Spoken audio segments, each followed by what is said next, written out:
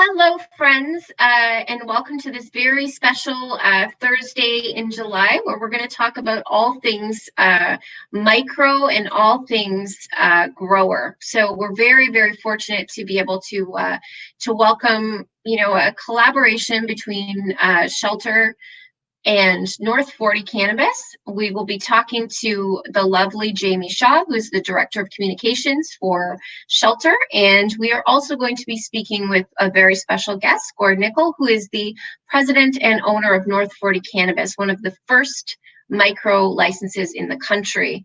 And if you're wondering what a micro is, well, you're really close to finding out. So if you don't know who I am, you're very fortunate.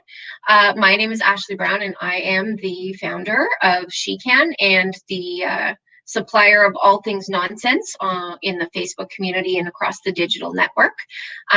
And that's pretty much all you need to know about me, because I have some really exciting things to share with you today, and we really want to get started. So this video will be back for replay. So if you missed the beginning, you can always tune in again. And without further ado, I'm going to introduce Jamie Shaw, Director of Communications for Shelter. Hey, hello, how are you? I'm good. I'm glad to not be alone on the screen anymore. It's always weird. It's like talking. Thank you so much for doing this, and thanks to Jill, who's hiding in the background, and Gord for your time. I'm going to try not to take up too much space here. I just wanted to explain a lot of the names that you're going to hear and kind of the relationships to how they all work. So I first met Mark Houck, who was at the Saskatchewan Compassion Club when I was at the BC Compassion Club Society. And in 2019, he founded Shelter with his brother. And we work with AgroGreens, who is a Health Canada licensed producer based in Macklin. They're a small family-run operation. And together we run Shelter Market, which is our medical online sales platform. We also work on a division called Craft Collective that's run by Kip Rowe. And its mission is to kind of help newer micros and smaller craft producers get to market and compete with the big guys.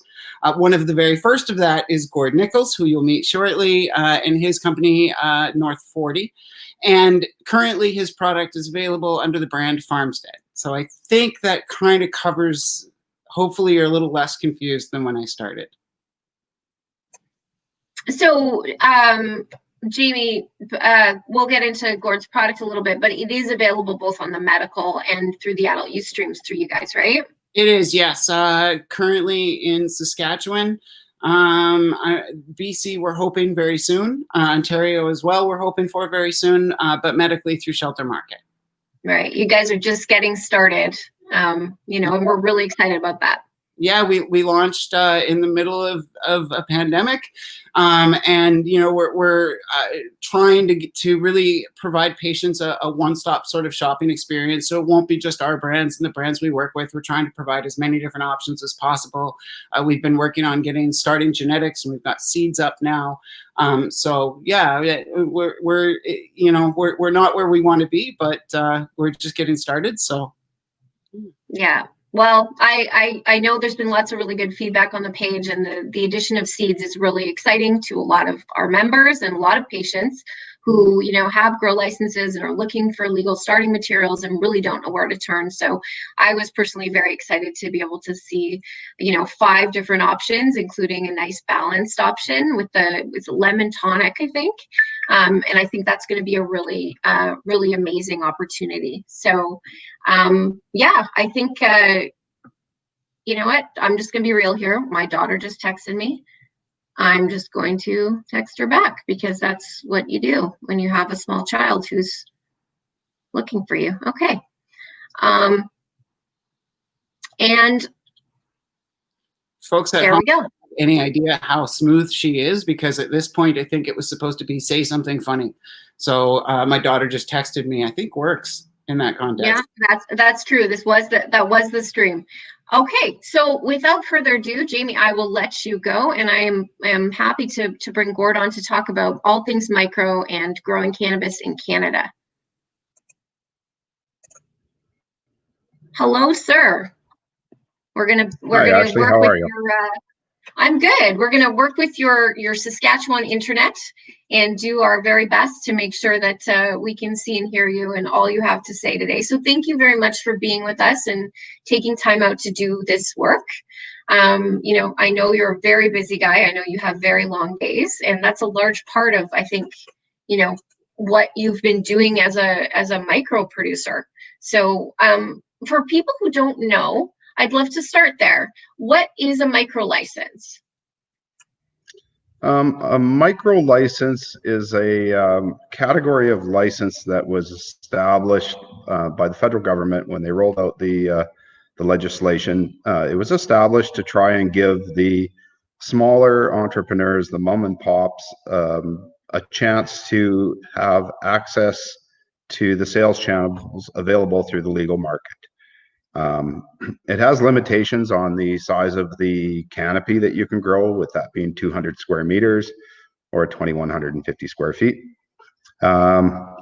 It's slightly lower security requirements, which help have lower capital costs. Like, you don't need as many cameras or camera system or alarm system, stuff like that. It's a cheaper way to go. Licensing fees are also less expensive. So that's kind of what the whole micro license is about. It's a vehicle to take legacy growers or people who want to come into the industry and don't have access to loads and loads of capital. It gives us a chance to get in there. So tell me a little bit about that. When did you kind of start, and what does that path look like in terms of, hear a lot about how much licensed producers grow and how many, buildings they acquire, but I'm guessing for you, that looked a little bit different. You mentioned a little bit about canopy and the amount of plants you can grow.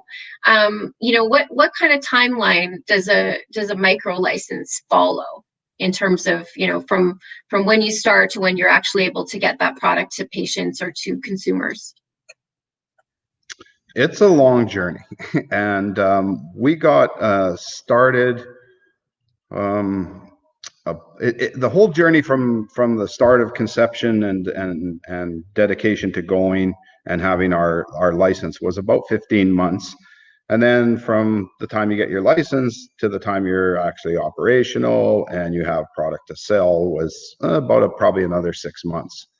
So we were fortunate. We had a little bit of vision. My partner and myself, we come from a highly regulated background in construction and fabrication.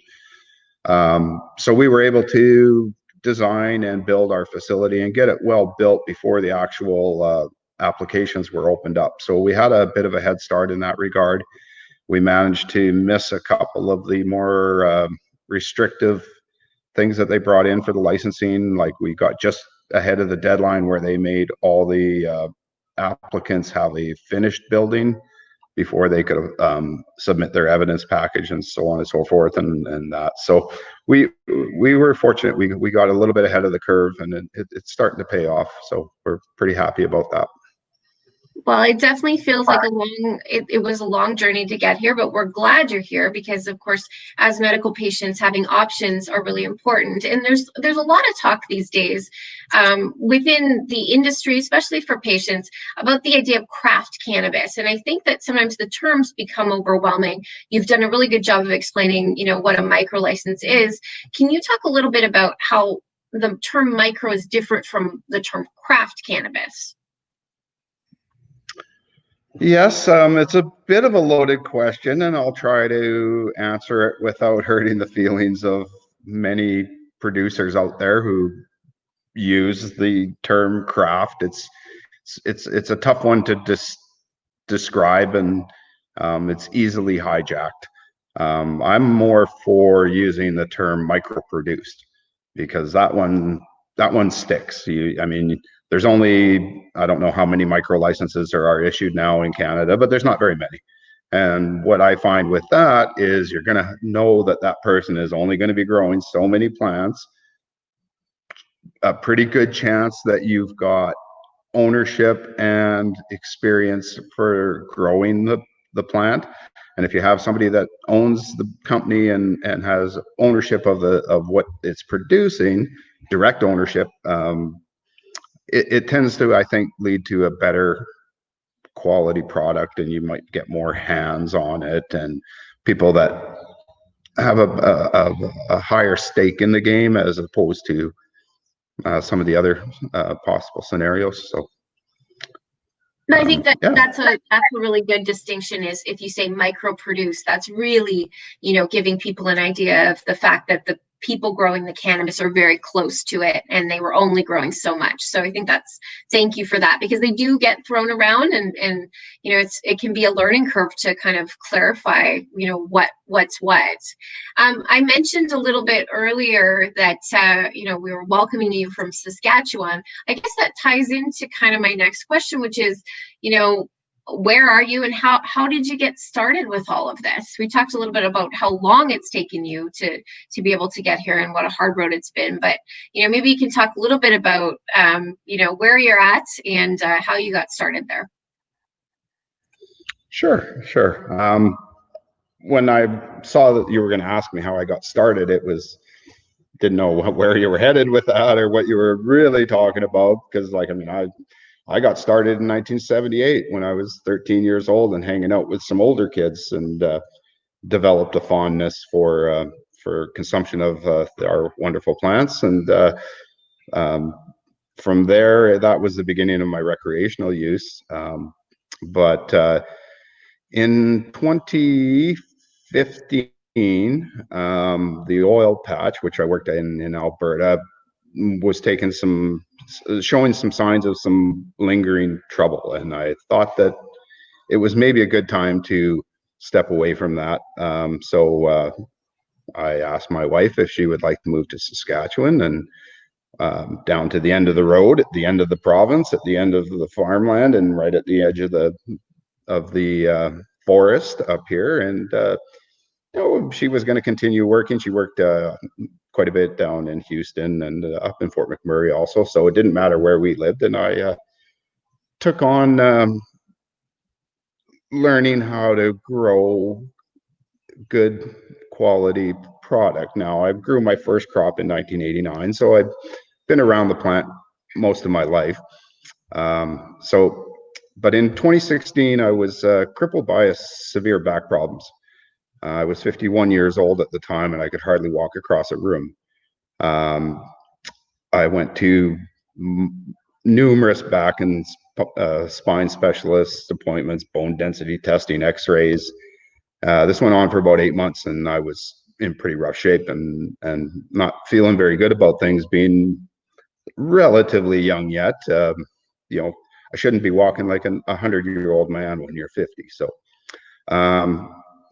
they diagnosed me with degenerative discs and vertebrae and osteoporosis. There was no surgery option, and they basically prescribed me muscle relaxants and pain management medicines. And I was told not to expect long-term improvement. In other words, it was only going to get worse. So at this point, I started to really focus on consumption of cannabis as an alternative to being immobilized by pain or addicted to painkillers. I didn't like either of those options.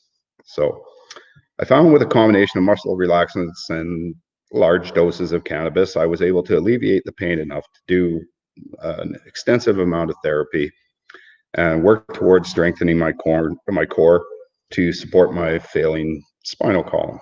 So I only took the muscle relaxants for a brief period before I was able to use cannabis as my only medicine. And for 4 years now, my back still gets sore, but it's manageable, and I can work, and my head's generally clear. I've been able to build a business and keep functioning in society, and I'm feeling pretty fortunate for that. So that's kind of my story. And then, of course, when the new legislation was coming out, I saw an opportunity to take my grow to another level and scale it up and take a run at the new emerging legal market. So here I am. I think it's so amazing, Gord. Thank you very much for sharing, your personal story. Um, as a patient myself, and as somebody who has the pleasure of being around so many people, I often say, you know, sometimes as a medical cannabis patient, especially as somebody with a chronic illness, when you've gone through something that challenged your quality of life so dramatically, sometimes the only thing we have is our story. And I really think that being able to share that's the roots of what you do, because you understand it as medicine, and you understand cannabis is something that's given you quality of life. And I'm really so happy to hear that it has given you back so much of what you deserve in terms of being able to be mobile and to work again and to contribute, and to feel like you're living a life with manageable pain and good quality of life. I think that's the story of cannabis, and it sounds like that's very much your personal connection to it. So thank you. I think it's a privilege to be able to hear and share people's stories. um, in that vein, knowing that you have this connection, and knowing you're also, working, 16 hours a day growing these plants, I'd like to hear from you. What makes good medicine in your opinion? Like, what is good cannabis look like? What are the qualities of it, and what really, both as a patient and as somebody who's growing it every day, what does that look like? What are the hallmarks of good cannabis and good medicine? I would love. I'm going to answer that question for you, but Ashley, there's something important that I want to add to that little story about what cannabis has meant to me, and my personal connection to it. Um, for me, it's all personal now. Like, it feeds my desire to do good things for others, providing medicine for people to help. Like, such a complete honor to do. I met one of my friends. He's a friend now. He came out to visit us out here not that long ago, and he suffers from anxiety to a level that prevents him from being able to work. And when you see a man there who has a massive disability due to his conditions, and be able to sit there and partake in consuming a plant and watch the change in him before your eyes.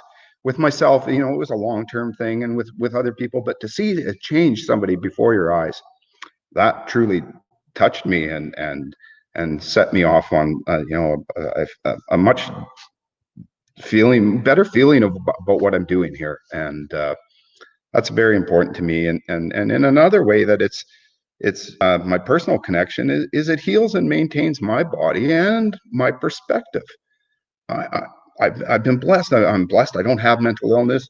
Maybe if I didn't smoke cannabis, maybe I would. I mean, I see people suffering from it all around us now, and that I feel that it maintains my generally good demeanor and my level-headedness, and I've never developed addictions to opiates or to alcohol and stuff like that. And I think that cannabis can play a role in that. I've seen people who are ravaged by addictions return to flourish in society by giving up whatever hard drug or alcohol or whatever was hurting them, and switch to cannabis. And I see a lot of potential there, and I'm hopeful for that. And for talking about a personal connection, when something goes from your hand to somebody else's lives and it helps them, that's an amazing feeling, and I feel so blessed and honored to be able to do that. I I'm I'm a little speechless, which never happens. It really doesn't, because I just appreciate your candor and your authenticity, because that's what matters to me as a patient. The connection to the plant, the connection to the medicine is something that follows right through to when it ends up in my hands. So we do, as patients, care. about where we get it and who is growing it, and why they're doing that, right? And your story, not only your personal story, but what I hear you saying, which I feel, so deeply in my bones, which is it's a privilege to be able to help others. And this plant is the way in which you're doing that for so many. And, it is a transformative experience. And, I'm really grateful that you're able to be doing this, because we do need more people behind the plant. And maybe that's what makes good medicine. Maybe you've just answered that question kind of beautifully, is that what makes good medicine is when people know that it's medicine and they're growing it with the intention of helping someone else. Would you tend to agree? Yes, I would. And to me, good medicine is a product that fixes or helps an existing condition with the very least negative side effects. Like I'm a science guy. I'm a believer in mostly in Western medicine and stuff like that. I would never recommend somebody quit their cancer treatment to smoke pot. I mean, like that there's so much more to everything than that. And everybody has different needs and that. And so for making good medicine, we try to focus on growing in extremely clean conditions, no fungicides, no pesticides. We've had some great success where we don't have to irradiate our products to meet the microbial tests that Health Canada puts us through. And we just want to be an option for people and try and be the best option that we can be. So that's kind of my take on the good medicine question. I think you covered some really good things, and things that we talk about a lot in SheCann and a lot as patient is, people do ask us about, how are things being grown, and, what is the process that this medicine is going through. And I think that, the thought and intent that goes into making sure that what you're growing is as clean and as effective as possible is really the hallmark of somebody who has the intention of creating something really great.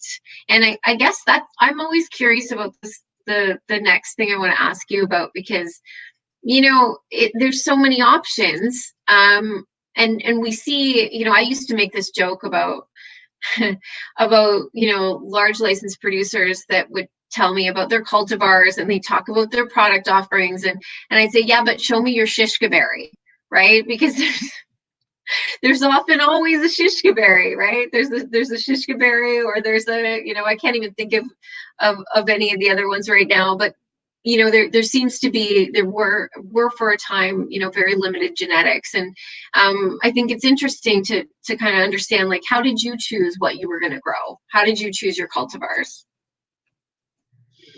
Well, you're probably not ready for this answer, but here's how that went. Where I live dictated my access to cultivars.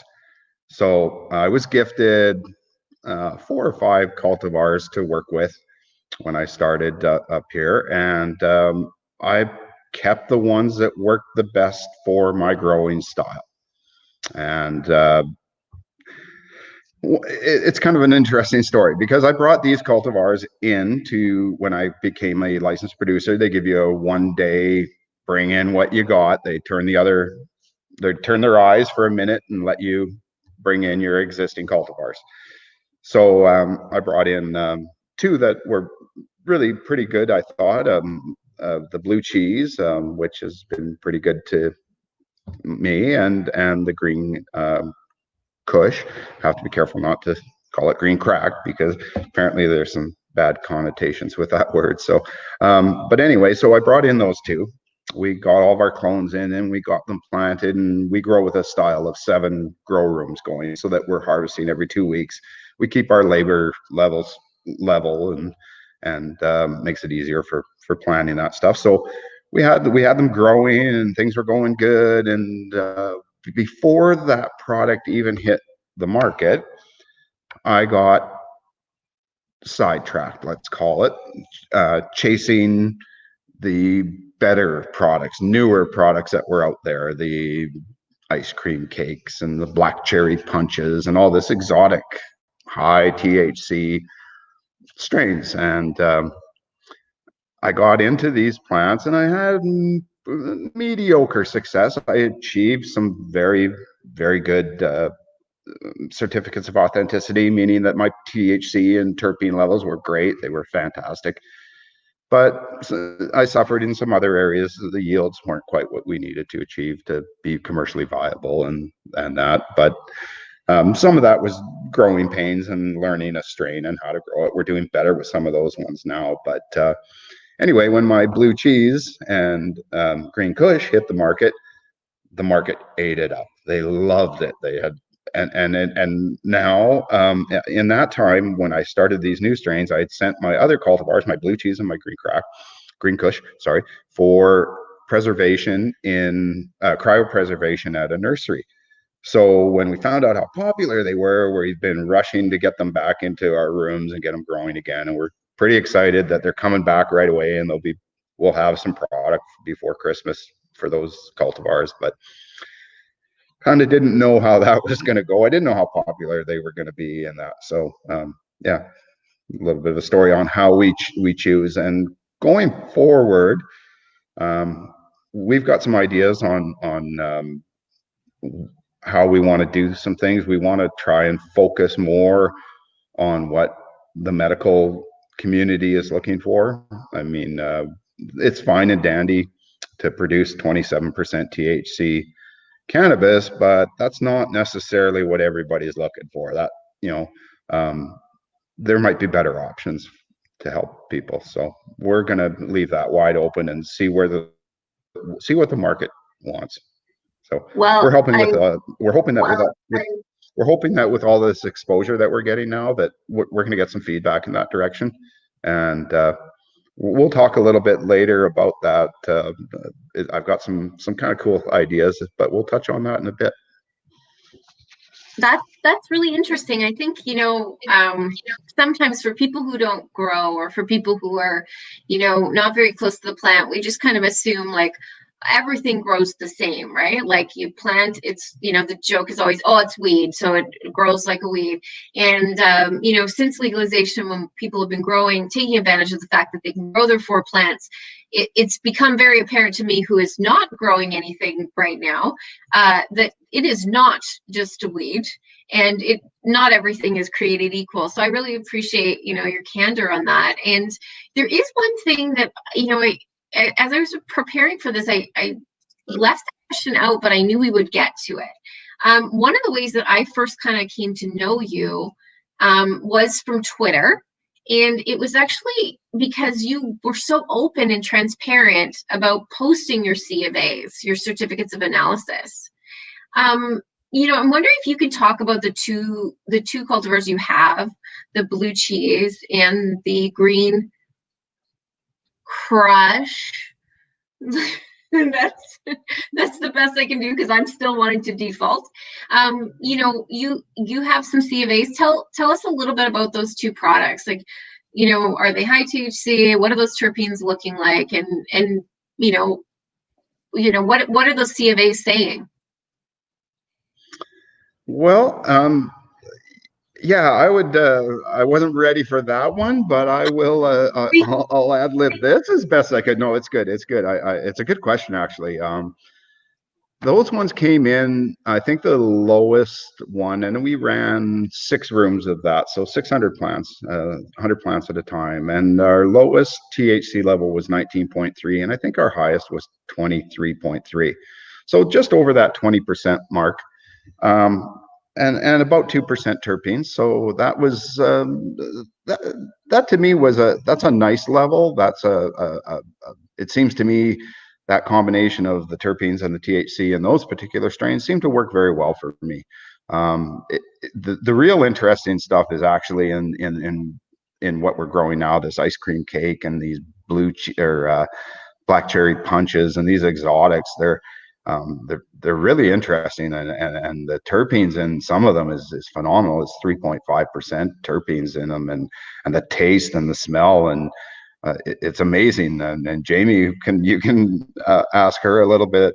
We got a chance to sample some of those products, and it's new to me. It's foreign to me. I've been a little bit isolated and that so I haven't seen a lot of these new strains come up, and they're fantastic. If I can work a little bit more on them and that, I'm very interested in as a recreational project or product.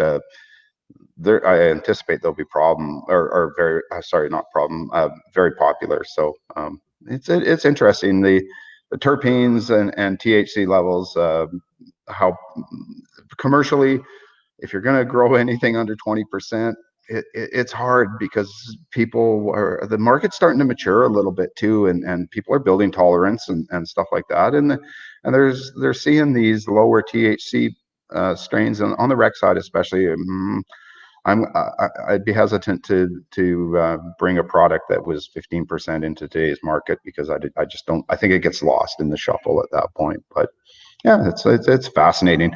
It's fascinating. I got a great job, and trying to waltz through this market and not make mistakes and stuff like that. It challenges me for sure. Well, hearing 2% terpenes or hearing 3% terpene content, like, I can tell you that within the SheCann community, those terpenes are so important. They're just as important as that THC level. So, I think you're being humble, because I've seen a lot of C of A's on the legal market, and I can tell you that 1% terpenes is often something people take their hats off to. So, I, on that alone, that itself is an achievement, and all this discussion around ice cream cake and cherry, like, I'm salivating imagining only what those terpene profiles might look like. So I'm really thankful that you're so transparent about what you're growing and what is in this medicine. I think that is something really incredible, and I think I'd like to talk about that a little bit, because I know what I think makes you stand out to me in terms of your transparency and your honesty and your connection to this as medicine. What makes North 40 unique, as we start to see some micros come into the market, and we have this massive stable of licensed producers who have been growing for a while in greenhouses and now outdoors. But what makes North 40 unique? Probably only our name and maybe my story.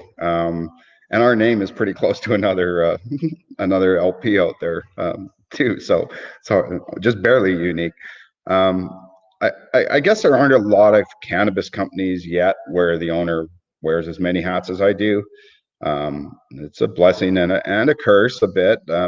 Free time is hard to come by, but I have a real level of comfort knowing that I'm steering the ship, and honestly, I'm the one with the experience, especially with the growing, and really that's what it's all about.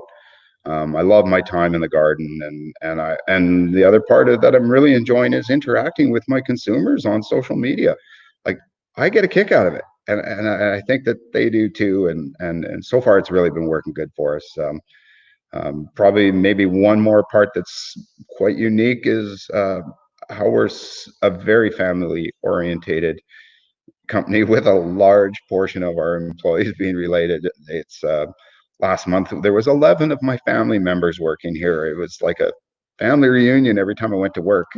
So that's good. And it's working out really well. I mean, my wife is my QAP. My brother-in-law is my head of operations and head of security. My brother does our compliance work. My daughter runs our inventory. I have another daughter who's a trimmer. My stepson's a trimmer. It goes on and on and on. So yeah, it's pretty cool. That's what makes up North 40, and we try that whole transparency thing. That's really important to us, and every COA is available, and we're working on our website. We want to get them up on the website, make it a lot easier for people to find instead of trying to search through Twitter. A lot of people don't use Twitter, and as we grow, we're going to get there.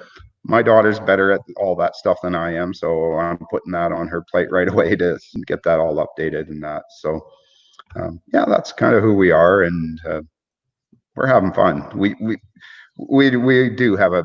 have fun, so that's important. That, I think that is incredibly unique. I mean, I can only imagine working with 11 members of my family if I was around a lot of weed. So I think that that's like quite a success story, and it does make it just that much more personal, right? Like there's just something to be said for the same people who sit around the dinner table or the people, with their hands on this plant. So I think that is really neat. And I've just dropped your Twitter handle on the bottom here while we are talking about that, because I would encourage people to follow you on Twitter. That's certainly, I was so stunned in a world where I've had to like twist arms to get even dominant terpenes, that someone who was growing this medicine and who was, working these really long hours building something from nothing, was willing to be so transparent and to put those out there in Twitter of all places. I really value that, and I know a lot of people will go and follow you and want to engage with you too. So I think it's a good time to talk about what the benefits of micros are to patients, because I've been a medical patient myself for just about 4 years, I think, this month. And I've been around. I've I've had a lot of different licensed producers. I am, kind of known for telling people to go where they need to go and to vote with their wallet, and to make sure that as patients, they're deciding what the best value fit is for them, as well as the quality and, the appropriateness of what medication is. And I think, there are some benefits to micros, some of which may seem obvious, given just your passion and your authenticity. But as somebody who's used cannabis for medical purposes yourself, as somebody who's growing it, what are some of the benefits of this new kind of, no pun intended, crop of producers that now Canadians are going to have access to? Well, I think it's there's a real benefit to having closer access to the grower and to the plant. I can't speak for everybody because I'm not sure how every other micro is going to run their operation, and I'm sure everybody's going to be different. There'll be several models, but for me,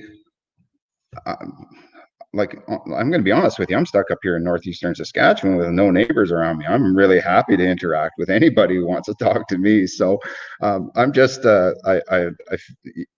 I just want to be available. I want to give people access. I want to have them know what's coming up in the next harvest and the terpene profiles of the lot they just bought, and eventually I'd like to have some direct input into planning strategies in our grow rooms. We're aiming for a future where, say, Ashley, for you, whatever, a certain particular strain works for you, but maybe not so happy with the LP or the provider that you're with, and you'd say, hey, I wonder what North 40 could do with this cultivar, and maybe we can start growing for patients and growing what patients want. And I love the plant and I love the challenge of growing. And if I can give something specific that somebody requests, and if the starting material is available, I can't think of many reasons why I couldn't give it a try. So that's kind of one reason that we think that there's benefits to having access to micros. And like I said, I don't know how everybody's going to run their company, but I would not dare not speak for everybody, but that's our take on it. Wow. Yeah. You know what? This is really well timed, Gord, because last weekend, or, maybe about a week, 10 days ago, a member of SheCann who's been in the community and been a medical patient for quite a while had reached out, and she had been a patient registered with CannTrust. And there was, a cultivar they had. It was a balanced cultivar. Pennywise was the name they marketed it under.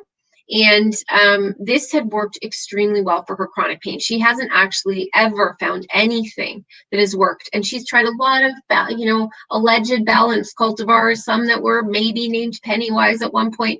And she really has never been able to get this, this terpene profile, this cannabinoid profile. And she was asking me, would growers grow this? Like, would it be possible to find somebody to grow this for me? I don't have a grow license. You know, are there maybe smaller growers that will start growing what we ask for? So, you know, what a gift. You know, I spent the better part of 3 days kind of reaching out, trying to find genetics that I thought were similar and available to her now. And it's very challenging. And I know exactly what that's like, to be using something that works so well and you're so grateful that you found this medicine. To lose it is really painful. And it's been a long year for her trying to experiment with things when she had found something that worked. So I know that she's not alone. I know that there's a lot of people who will definitely see that as a benefit if they have the ear of the people growing the cannabis, and they can say these are things that work for us.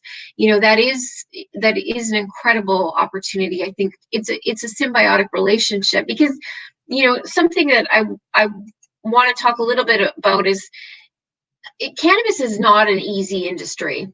And just like it's not, you don't just grow a plant, nor do you just enter this space. And, you know, it's no secret that right now there's a lot of blood in the streets in terms of, you know, lost jobs and, you know, over forecasts and closures. And, you know, we've lost some producers who are no longer serving the medical market. We've seen this. It's not an easy hustle for anyone. And, you know, I think that patients want to support organizations that are supporting them. And I'm wondering, you know, you've talked a little bit about kind of how we can maybe collaborate and offer feedback in the future on what you do grow and how you grow it. And you're very transparent about that. What are some ways and opportunities for patients to support you? Because, you know, we're working in an industry that doesn't really allow you to market. It's not necessarily easy to reach people. And, you know, sometimes that's a key piece in the survival of a good grower, of a good business, is people knowing about you. How can patients support micros? How can patients support you specifically, other than, of course, buying your extremely good weed, which they will do? Of course, buying our weed is the ultimate sign of support, but there's other ways to support us. If you know, first of all, they need to find us. So we need to get out there, and I've been blessed with so much support and good publicity through social media and Twitter, that I've been able to get my name out there. But there's still many patients who have never heard of us or any other micro.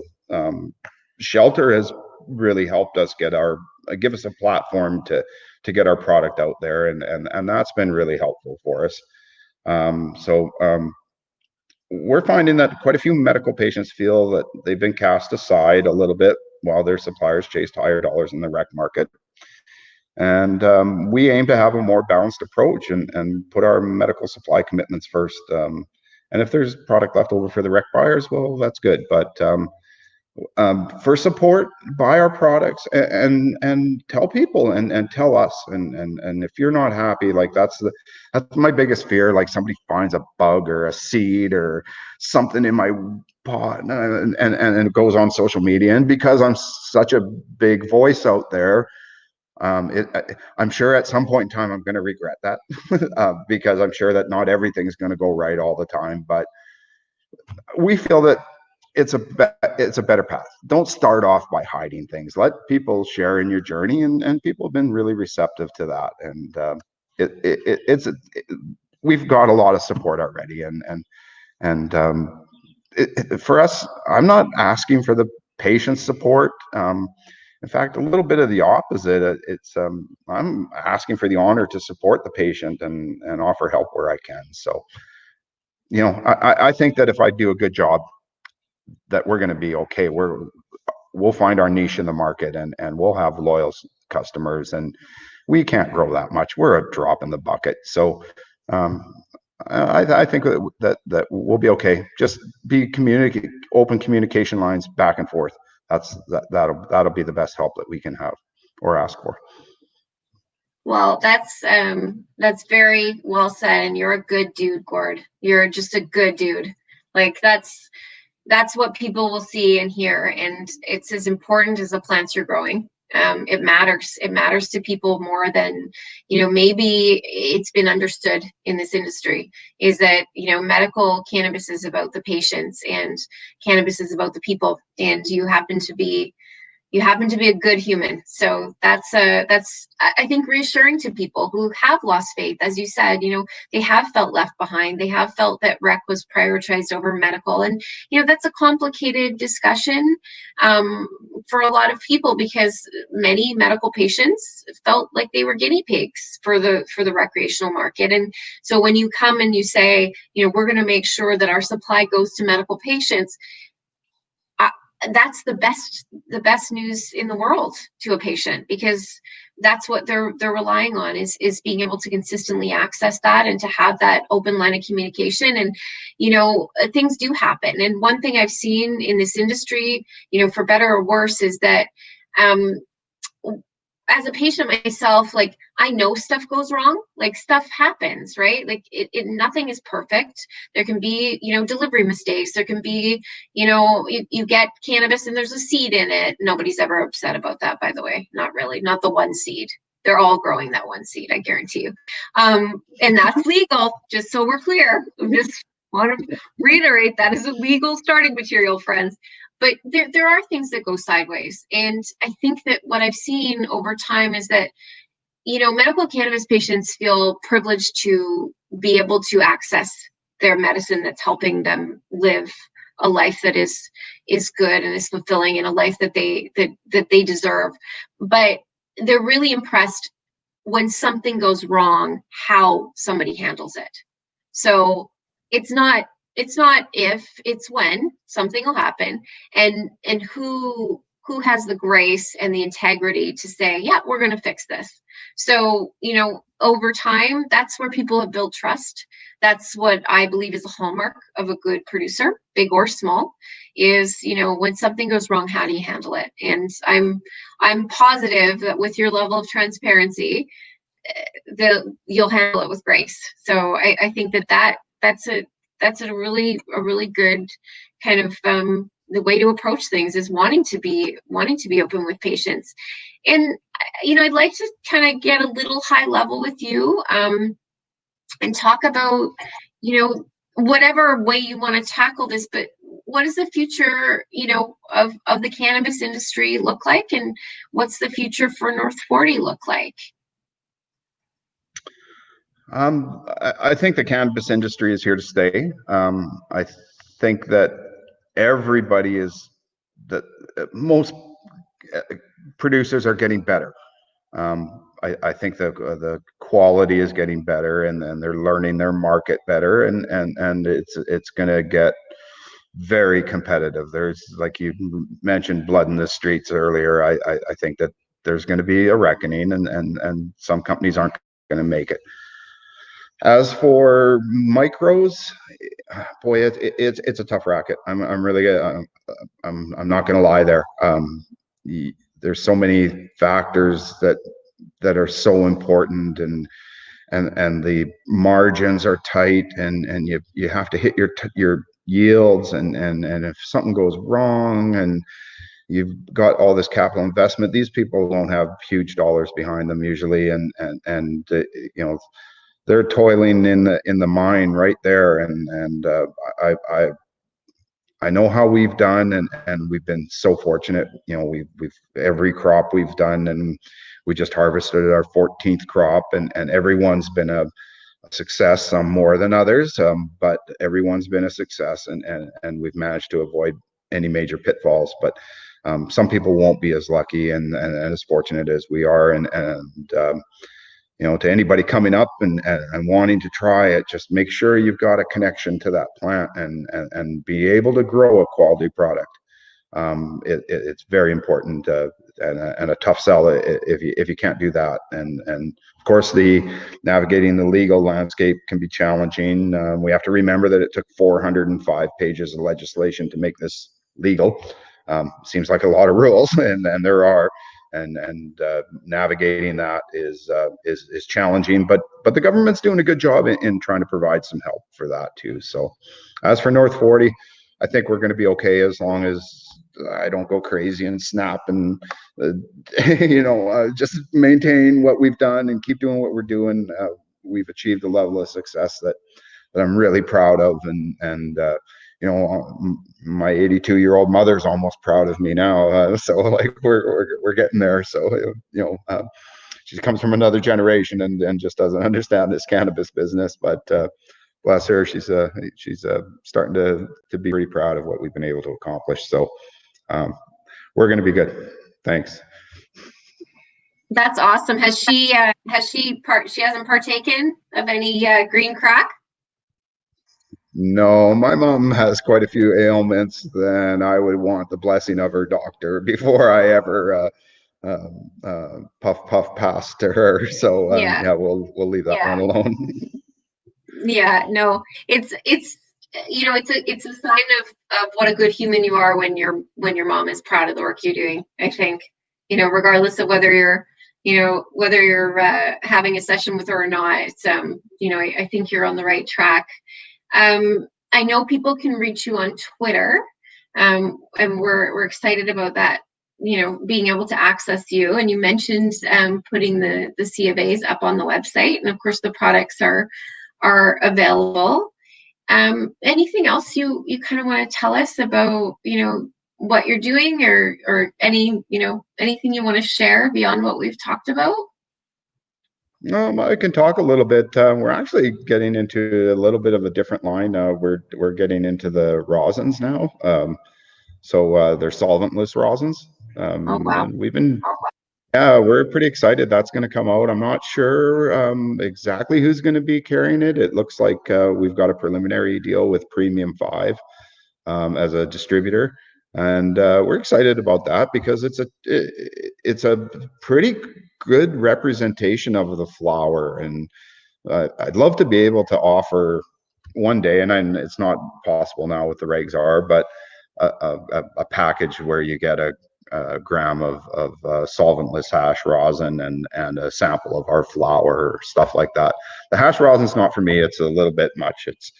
Sometimes it's up in the 73% THC range and 7% terpenes. It's a little much, but yeah, some people are going to like that. So we're excited about that. That's new for us, and it was a bit of a bold jump, but we'll give it a try. We'll see if it works for us.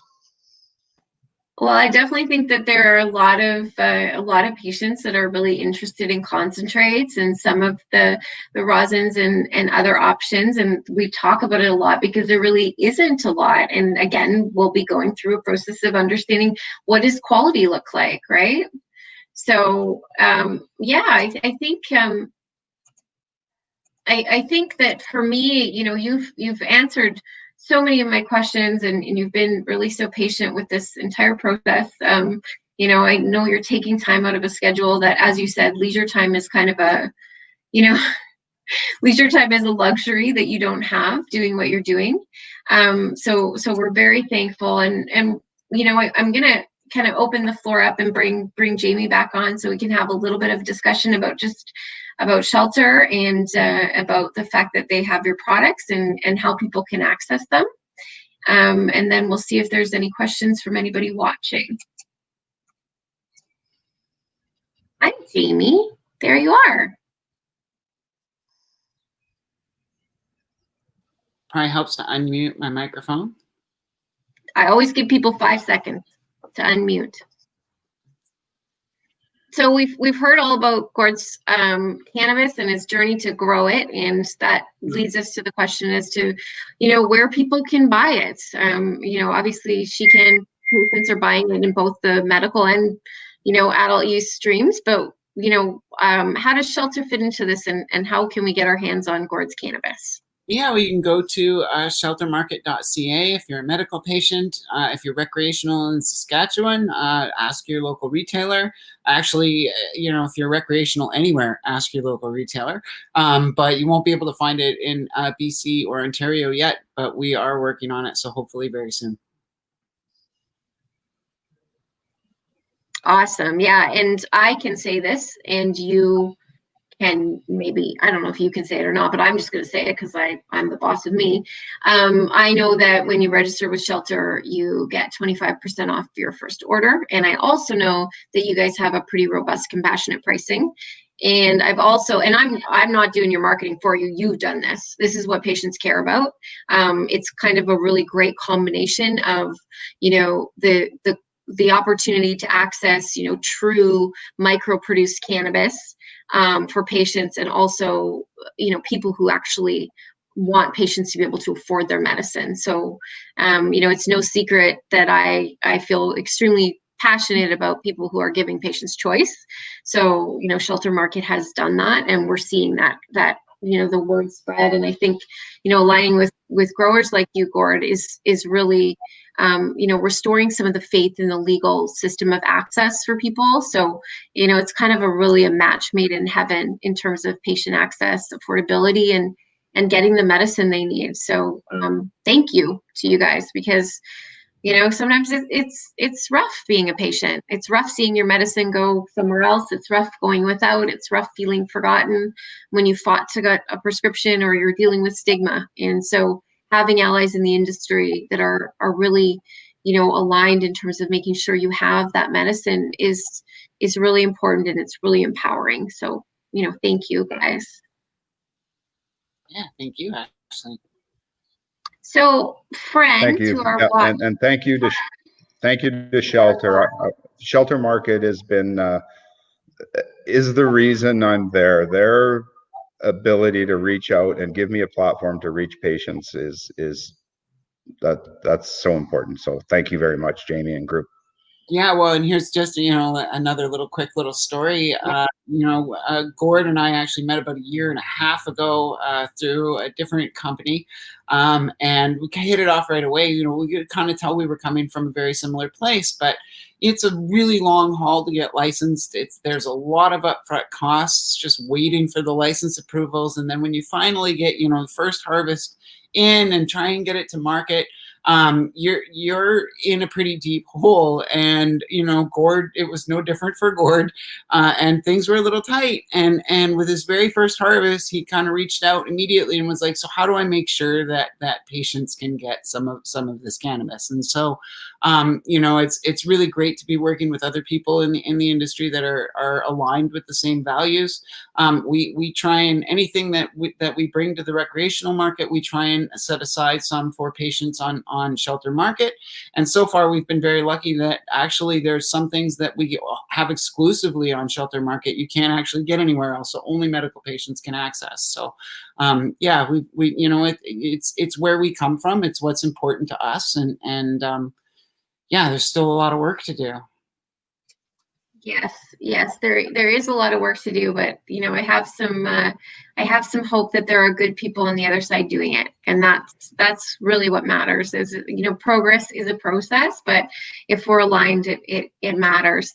You can also, if you're watching this and want to follow Shelter more closely, you can always get them on Twitter at Shelter Market, and it's on the screen there. And of course, you can follow Gord in North 40 on Twitter and engage with him about his products and his C of A's, and living in northern Saskatchewan, and working alongside family and all the amazing elements that come together to bring this product to your door as patients. So I'm going to open it up and just allow people to ask questions in the comments, and if we don't have any, then I'm going to start asking weird questions of Jamie and Gord. So I don't know, maybe you're here for it, maybe you're not. We won't go too long on that because we're coming up on the hour, but if we don't have any questions, I may just ask a rogue question.